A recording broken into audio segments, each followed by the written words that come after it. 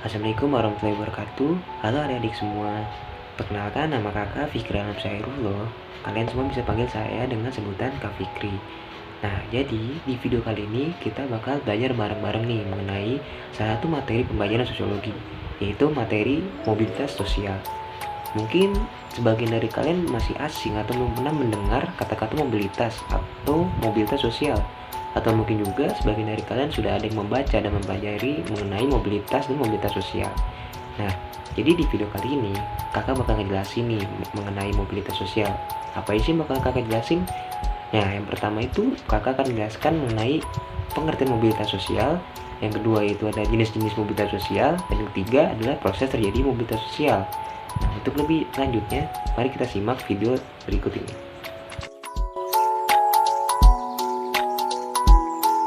Nah, sekarang yang pertama kakak bakal jelasin dulu nih, apa sih pengertian mobilitas sosial itu?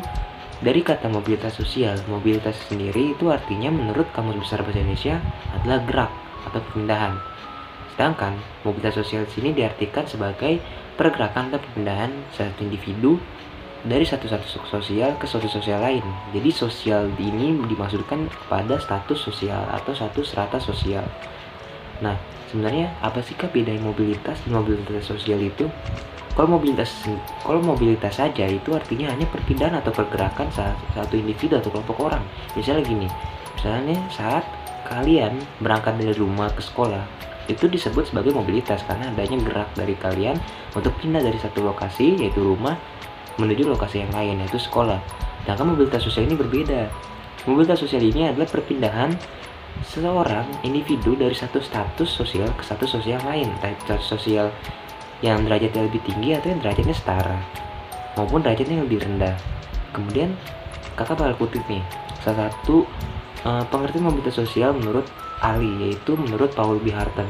Jadi Paul B. Harten ini mendefinisikan bahwa mobilitas sosial adalah suatu gerak perpindahan dari satu kelas sosial ke kelas sosial yang lainnya, atau gerak pindah dari strata satu ke strata sosial yang lainnya.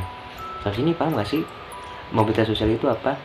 Kalau kakak ambil contoh umumnya dari mobilitas sosial adalah misalnya gini, kalian pernah lihat kan ada seorang guru yang sudah bekerja selama bertahun-tahun nih di sekolah. Dia ini sangat rajin kerjanya, memiliki etos kerja tinggi, dia memiliki profesionalitas yang tinggi, dan dia sangat bersemangat dan sangat bersungguh-sungguh dalam melakukan pekerjaannya sebagai guru. Nah, karena etos kerja yang tinggi dan kerajinan yang tersebut, guru tersebut ini diangkat menjadi kepala sekolah. Itu termasuk salah satu mobilitas sosial karena ada perpindahan atau pergerakan dari satu sosial ke satu sosial yang lain. Karena seperti yang kita ketahui, kepala sekolah ini statusnya lebih tinggi dong daripada kedudukan guru biasa. Itu yang disebut sebagai mobilitas sosial.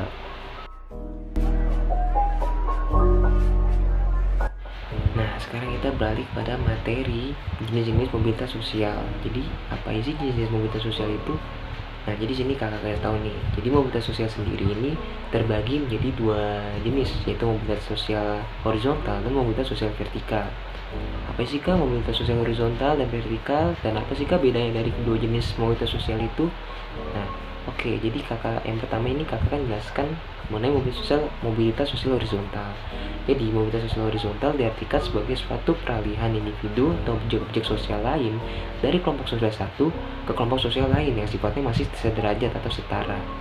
Dengan adanya gerak sosial horizontal, ini tidak menyebabkan terjadinya perubahan dalam derajat kedudukan seseorang ataupun suatu objek sosial. Jadi gini, dikatakan horizontal ini dapat kakak ibaratkan menjadi suatu garis lurus yang mendatar. Jadi tidak ada yang lebih tinggi dan tidak ada yang lebih rendah. Jadi contohnya apa sih kak gerak mobilitas sosial horizontal ini? Contohnya itu yang pertama, yaitu ada seorang yang kakak ibaratkan dengan nama Budi. Jadi Budi ini awalnya merupakan warga negara Malaysia, kemudian dia berpindah warga negara atau keluarga negara menjadi warga negara Indonesia. Nah, itu disebut sebagai suatu gerak mobilitas sosial horizontal. Kenapa disebut gerak mobilitas sosial horizontal? Karena gini, sejatinya emang nggak ada tingkatan warga negara yang lebih tinggi dan nggak ada tingkatan warga negara yang lebih rendah. Jadi semua warga negara ini dipandang sama di di dalam dunia ini sebagai suatu warga negara kesatuan di dunia. Jadi antara warga negara atau keluarga negaraan Malaysia dan warga negara atau keluarga negaraan Indonesia ini derajatnya masih sama atau setara. Contoh lainnya apakah? Jadi contoh lainnya yaitu ada seorang yang berpindah agama. Jadi pada awalnya ada seorang yang beragama Muslim, kemudian dia berpindah agama menjadi agama Kristen. Hal itu juga disebut sebagai suatu mobilitas sosial horizontal. Kenapa demikian? Karena memang sejatinya tidak ada perbedaan atau tidak ada agama yang lebih tinggi maupun agama yang lebih rendah daripada agama yang lainnya. Semuanya sama-sama, semuanya merupakan sederajat dan sama-sama mengajarkan kita mengenai kebaikan. Contoh lainnya apa? Contoh lainnya juga ada seorang yang beralih pekerjaan yang sifatnya masih sederajat. Jadi contohnya gini, dari tukang kayu menjadi tukang batu, atau dari pengusaha tekstil menjadi pengusaha batik. Atau juga contoh lainnya itu adanya orang-orang yang melakukan transmigrasi atau perpindahan dari satu kota ke kota yang lain. Itu disebut sebagai gerak mobilitas sosial horizontal. Dengan gejala sosial seperti itu, meskipun berpindah tempat atau beralih pekerjaan maupun berpindah agama, kedudukan seseorang tersebut tetap setara dengan kedudukan sebelumnya. Nah, jadi itu yang disebut sebagai gerak mobilitas sosial horizontal. Nah, kalau tadi kakak udah jelasin mengenai mobilitas sosial horizontal, kemudian sekarang yang kedua yaitu mobilitas sosial vertikal. Mobilitas sosial vertikal ini berbeda nih dengan mobilitas sosial horizontal yang tadi. Mobilitas sosial vertikal merupakan perpindahan individu atau objek sosial dari satu kedudukan ke kedudukan lain yang sifatnya tidak sederajat. Kalau kita analogikan menjadi suatu garis, itu yaitu garis seperti gambar contoh ini. Jadi itu ada kedudukan yang lebih tinggi dan ada kedudukan yang lebih rendah. Contohnya tadi nih yang udah kakak jelasin pada awal-awal materi, seperti guru yang awalnya dia bekerja sebagai guru selama bertahun-tahun karena memang dia ini rajin dan dia bekerja secara profesional, kemudian dia diangkat menjadi kepala sekolah yang otomatis kedudukan sosial ini meningkat ke arah yang lebih tinggi. Nah, sebelum itu mobilitas sosial vertikal ini juga dibagi menjadi dua nih berdasarkan arahnya, yaitu ada social climbing dan social sinking. Nah, kemudian kakak bakal jelasin nih apa aja tadi bentuk-bentuk mobilitas sosial vertikal. Jadi mobilitas sosial vertikal ini juga terbagi menjadi dua bentuk berdasarkan arahnya. Yang pertama ini ada social climbing atau mobilitas sosial vertikal naik, dan social sinking atau mobilitas sosial vertikal turun. Nah, yang pertama kakak bakal jelasin dulu nih mengenai mobilitas sosial vertikal naik atau social climbing.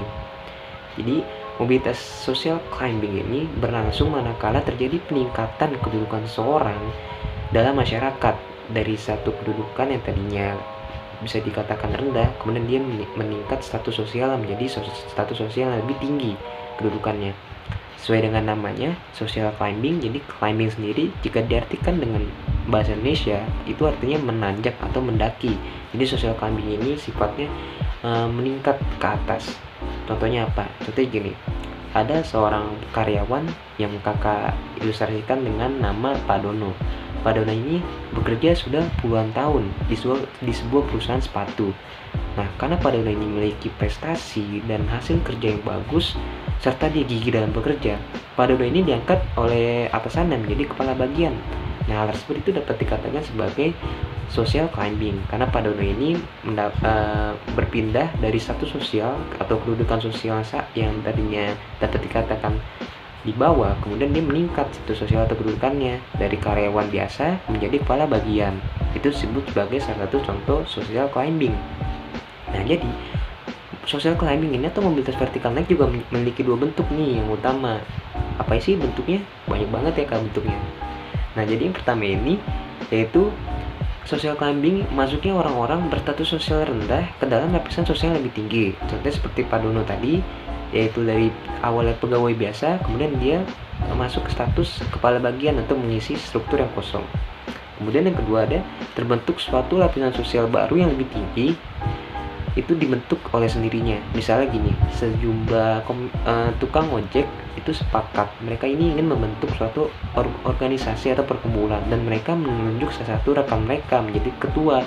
Otomatis seorang yang tunjuk menjadi ketua itu beliau itu mengalami perubahan atau peningkatan kedudukan sosial yang lebih tinggi dari awalnya tukang ojek biasa menjadi ketua suatu organisasi atau komunitas. Nah, selanjutnya ini ada social sinking atau mobilitas sosial vertikal menurun. Hal ini beda dengan gerak sosial vertikal naik yang sudah tadi kakak jelaskan. Jadi social sinking ini, kalau sinking sendiri kalau diartikan dalam bahasa Indonesia itu artinya tenggelam. Jadi social sinking ini adalah mobilitas sosial yang menurun dari satu sosial yang tinggi kemudian bisa menurun ke dalam satu sosial yang lebih rendah. Jadi gerak sosial vertikal menurun ini berlangsung apabila terjadi perpindahan kedudukan sosial seorang atau kelompok masyarakat dari lapisan sosial tinggi ke lapisan sosial yang lebih rendah. Contohnya apa sih kak? Contohnya gini, ada seorang kepala sekolah yang kakak ilustrasikan dengan nama Pak Heru. Jadi Pak Heru ini merupakan kepala sekolah di salah satu sekolah menengah atas di daerahnya. Karena Pak Heru ini melakukan kesalahan atas pekerjaannya atau melakukan sebuah kelalaian, Pak Heru ini diturunkan menjadi guru biasa. Nah, hal tersebut itu merupakan sebuah gerak mobilitas sosial vertikal turun, karena yang tadinya Pak Heru merupakan berkedudukan sosial sebagai kepala sekolah, kemudian Pak Heru ini mengalami penurunan yaitu menjadi guru biasa. Nah, mobilitas sosial vertikal menurun ini juga memiliki dua bentuk utama ya, sama kayak yang tadi mobilitas sosial climbing. Jadi ada dua bentuk. Bentuk utama dari mobilitas vertikal menurun ini yaitu yang pertama adanya turunnya kedudukan individu, kedudukan yang derajatnya lebih rendah. Ini misalnya contoh yang tadi ya. Kalau kakak ambil contoh yang lain ini, misalnya ada seorang juragan tekstil mendadak menjadi pengangguran karena pabrik tekstilnya yang telah dimiliki bertahun-tahun ini mengalami musibah, yaitu hangus kebakaran. Kemudian yang kedua ini bentuk dari mobilitas sosial vertikal menurun, yaitu tidak dihargainya lagi suatu kedudukan sebagai lapisan sosial atas. Misalnya apa? Misalnya gini, perkembangan yang semakin maju menjadikan gelar bangsawan seseorang tidak dipergunakan sebagai salah satu kriteria dalam strata sosial. Jadi gelar tersebut itu sudah usang dalam suatu struktur masyarakat, sehingga hal tersebut tidak diakui lagi dan tidak berlaku lagi bagi orang tersebut. Sistem mobilitas sosial vertikal yang bersifat terbuka memungkinkan seorang untuk mencapai kedudukan sosial tertentu dalam masyarakat. Hal ini juga tergantung pada usaha dan kemampuan individu yang bersangkutan. Memang benar apabila ada anggapan bahwa anak seorang pengusaha ini memiliki peluang yang lebih baik dan lebih besar daripada anak seorang pegawai biasa. Akan tapi kebudayaan dalam masyarakat kita khususnya tidak menutup kemungkinan nih bagi anak pegawai tadi untuk memperoleh kedudukan yang lebih tinggi daripada kedudukan yang semula. Hal tersebut juga kembali lagi kepada individu tersebut. Jika kita memang ingin berusaha untuk mengubah nasib kita ingin berjuang, kita melakukan usaha, kita mengenyam segala bentuk usaha untuk mencapai impian kita juga bisa meraih kedudukan yang lebih tinggi, yaitu kita dapat melakukan mobilitas sosial vertikal naik atau social climbing.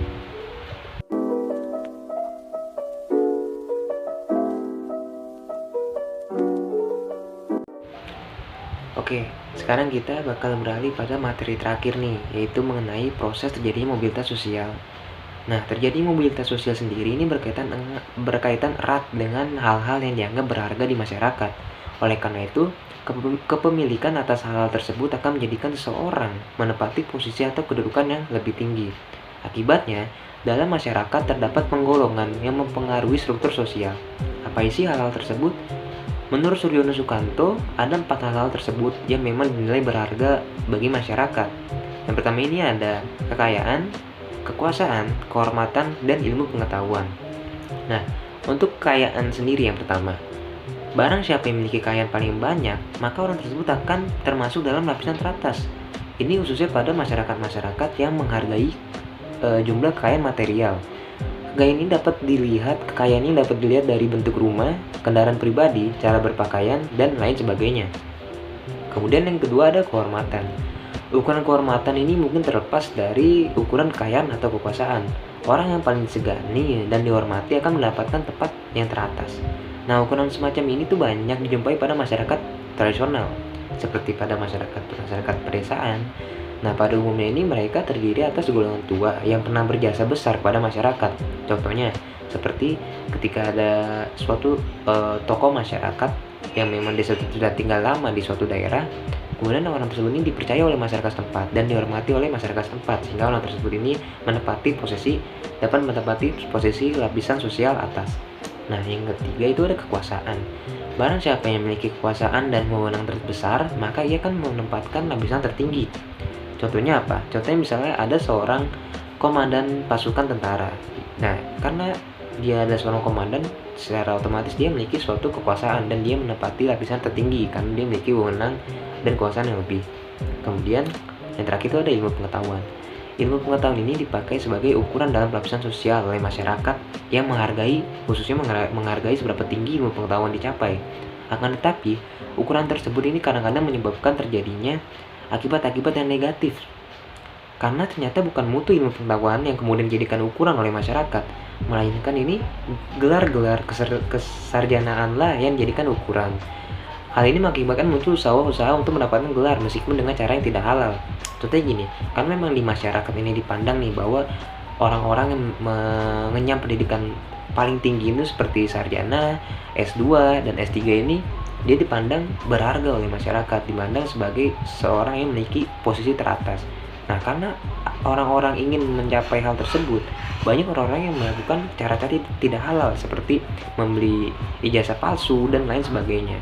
Hal tersebut justru yang membuat ke arah negatif dari adanya pandangan tentang ilmu pengetahuan tersebut. Nah, dari keempat hal tersebut keempat ini saling berkaitan satu sama lain. Misalnya gini, ketika kamu memiliki kekayaan atau seorang memiliki kekayaan, maka secara otomatis atau secara tidak langsung orang tersebut ini akan memiliki kehormatan-kehormatan juga, khususnya bagi masyarakat-masyarakat yang menghargai jumlah kekayaan material. Dari ada kehormatan tersebut atau dari ada kekayaan tersebut, ia dapat memperoleh kehormatan dan juga memperoleh kekuasaan karena dia memiliki kekayaan materi yang lebih, dan juga tentunya dia akan memperoleh ilmu pendidikan yang tinggi atau ilmu pengetahuan yang tinggi karena ada mereka dapat dikatakan mampu untuk dapat melanjutkan jenjang pendidikan ke arah yang lebih tinggi. Mungkin hanya sekian dari pemaparan materi kakak kali ini mengenai mobilitas sosial. Semoga penjelasan yang kakak sampaikan ini dapat dipahami dengan baik oleh kalian dan dapat bermanfaat untuk menambah wawasan serta pengetahuan kalian. Nah, kurang lebihnya mohon maaf. Wassalamualaikum warahmatullahi wabarakatuh. Sampai jumpa di video-video pembelajaran selanjutnya. Terima kasih.